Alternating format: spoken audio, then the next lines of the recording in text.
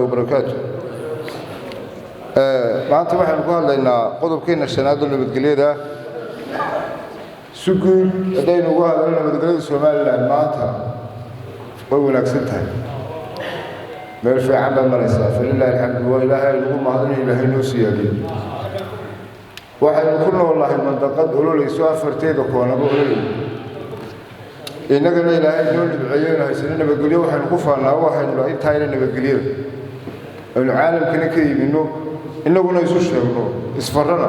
واحد يوسع العلم على قيمها إلى هاي سلاد منا تكنين منا عبادة سنين قرآن منا آخر السنين مساجد منا قلنا إحنا منا برنا هذا نبتقول شيء كل العلم تيجي يكون نقول كذا يوم مرول باتشن ده هنا من بريور تاعتين نمر حكومة إنه هاتنا واتهاسو يوحوي هذا نبتقول شيء أنت بدنا متشريش إلهي نقول ما عنه إلهي نوسي يبي إنتهنا هيسمو إنتهنا هيسمنا الله صوصيو قالوا يقولوا علينا إنتهنا هيسمنا بتقولي حلو كشفتوا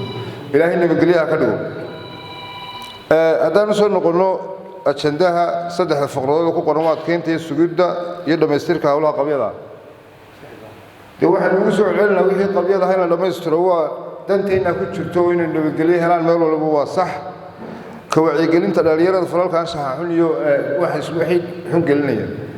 تاسمان هو الموضوع Somaliland يقول درنتها Somaliland ما تبيت هاي ستا ولنير تي بيت هاي ستا دات محكمة دات توصل لك استوى حلقة سوق هذه يصلح لو ندي ورا شيء أنت سوقف ولنير بيت تجتاي مكا أي نقصو كرنيه أي نو مارلا عيد ولا بلا تقالة بس عيدا يد دوينا ولا تقالة بحال حشيش الله يلا ayay maqribtay oo meel baas maraysa qofkii markuu baasha cabana dad iyo dugaagbo ka tagaya wixii yahay ma garanayso xishood iyo xayabo ka baxaya habeen hore anagoo dukaanka saaw dhex taagan buu kala booday moobil waa inay yar inta soo galay inaan alaab iibsanayso wax dirisay waa meher dhexdeed shalay ku yaro biilka loo soo diray garab istaagano way ka qaadeen ويعني halkan waa xashiishada waxa man qofkii ismooga meel uu marayo iyo meel uu joogo dhalinyarta ismooga waxaanu u baahanahay inaanu ciidanka booliiska kala shaqeyno khayraad siyaad u shaqeynayaan bahasha raacdadeeda iyo qabasheed iyo meesha lagu iibinayo meesha xulay taalay dhalinyarta laga wacyi kala guurtaan waxa soo jeedina bahasha in aad looga wacyi geliyo umada wacyi gelin ballaaran tiifiyada laga bixiyo wacyi gelin ballaaran laga bixiyo bahasha Allah inaga qabtay ka hawlgalida حالده كتاغن عيران iyo cilmacaan si ciiriyaan bay kulli waxa filayeen wax badan kama oglaan dhamaystiran buu baahan tahay wixii hore ee goruhu baxay laakiin meesha cilmacaan leeyahay bari dhaweedo saf ku taynay gobolka saaxil bada saabku aad iyo aad halka noogu soo dirdaaray gobolka saaxil walaalka guddi waxa loo baahan shirkadooda golaha guurso loo saaro dawladdu hore u gashay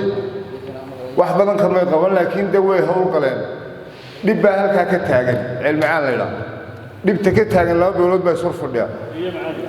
waxaan u baahanahay markaa in guddi loo saaro halkaas oo golaha ahaan laga shaqeeyo si loo dhameystiro wixii halka ka qabiya